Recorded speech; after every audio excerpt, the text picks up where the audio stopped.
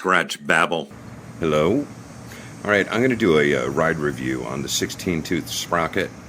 Just wanted to mention, in putting it on, pretty much straightforward, going from 15 to 16. 16 Sprocket costs like 20 bucks.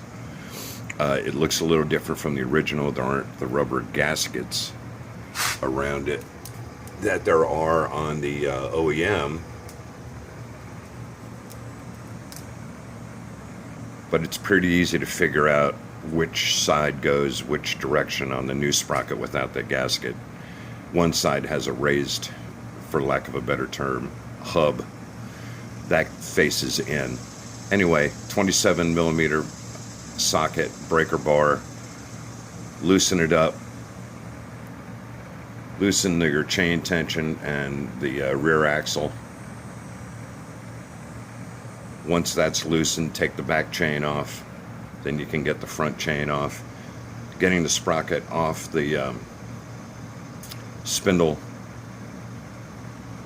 I needed to use a block of wood and a hammer, tap it fairly good a couple times, and then boom, it just pops right off. New one goes on, reverse the process, thread it all back up, and then make sure you have your chain even on both sides when you retension it. There's other videos out there that go into more detail. Just give you a quickie overview. There were no surprises. I did order there is a lock washer behind the big nut for the sprocket that you bend over to lock the washer on. You have to pound it up to get it off. I ordered an Eagle Mike bolt that says you don't need those washers, because if I want to switch back and forth from 15 to 16, I can do it pretty quickly. I'm still ordering other washers just in case. All right, the rest of this is going to be a ride review. Your results are going to probably vary. This is a 2015. I got about 1,500 miles on it. So I'll give you some RPMs and miles per hour in the different gears. So far, I like it. More in a minute.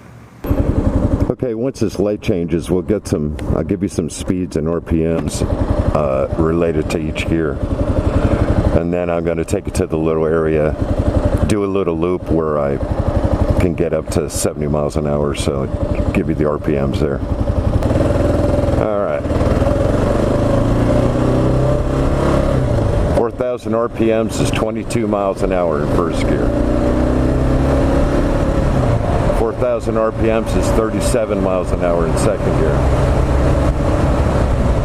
4,000 RPMs is 45 miles an hour in third gear, which puts me at the speed limit on this road. It's 40, 45. I'm going about 48 indicated, so a couple of miles an hour less. 45 is probably a good call. Sorry about the visor. So we're at 3,500 RPM going 45 miles an hour.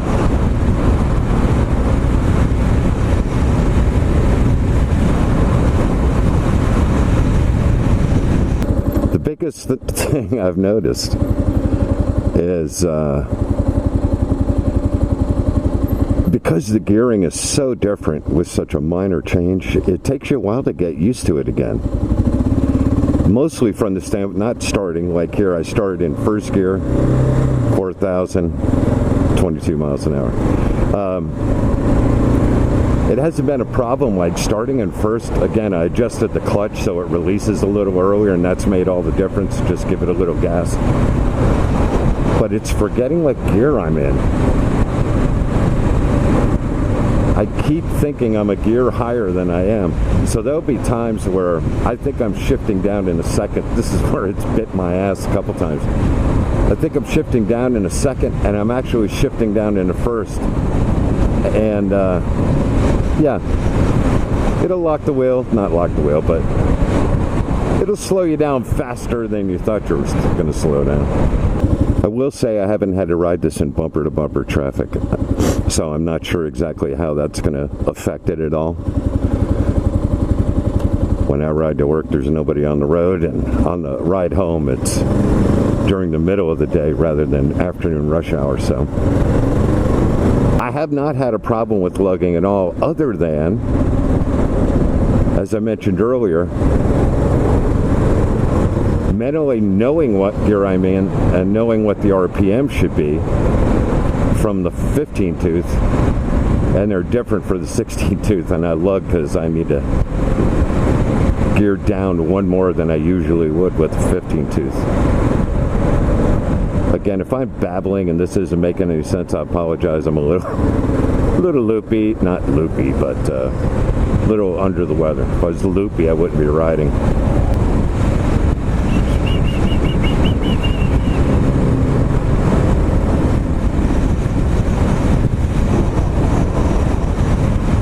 Well, and there you go, ladies and gentlemen. Somebody started coming into my lane. That may have been my fault.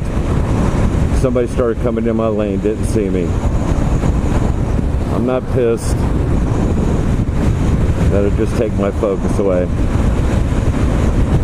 Actually, it all happened so fast, and I had room to move over. It wasn't that big a deal, but still, I'll have to look back on the tape and see if I was sitting in their blind spot. That could have been entirely my fault. All right, going 60 miles an hour now.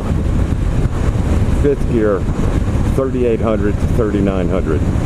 This is the stretch that I get to get up to speed a little bit, so it's not going to be exactly from a dead stop. We know in first gear with 16 tooth, which I just downshifted into again, I can make it to 20. So I'm in second gear now. 5,000 RPMs to 40. 4,500 RPMs to 50. I'm going to shift at 50 at 4,000 RPMs. I'm now in fifth gear.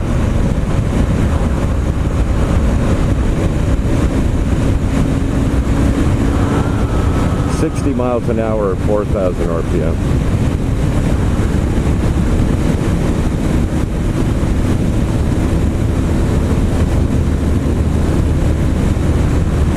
$70 miles an hour at about 4,500.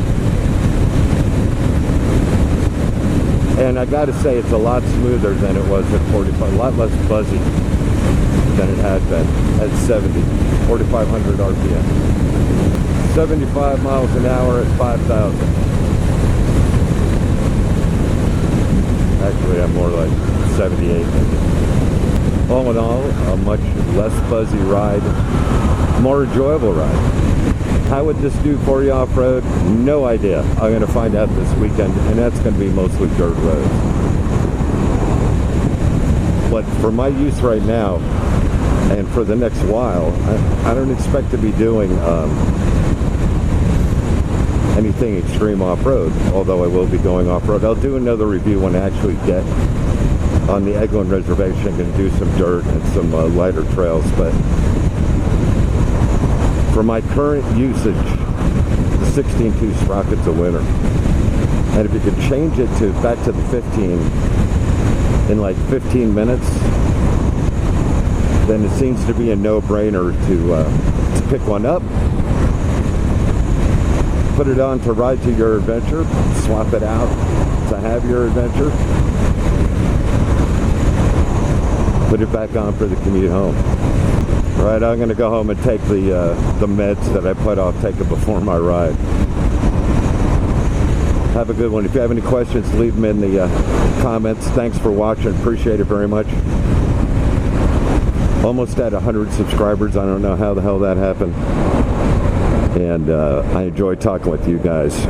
And I want to give a little shout out to the KLR 650 Owners Group and the KLR 650 Renters Network. I had several questions, several things I was unsure of in the installation of the Sprocket, which to people who really work on bikes and know their stuff has to be boring.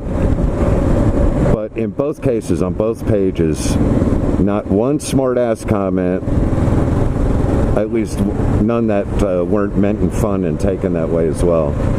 So much help, so much information that I greatly appreciated. It makes things so much easier. I aspire to have other bikes, but I don't think I will ever not have this one. I think I'll just add to it because there's no community like the KLR community. All right, I'm done. Bye.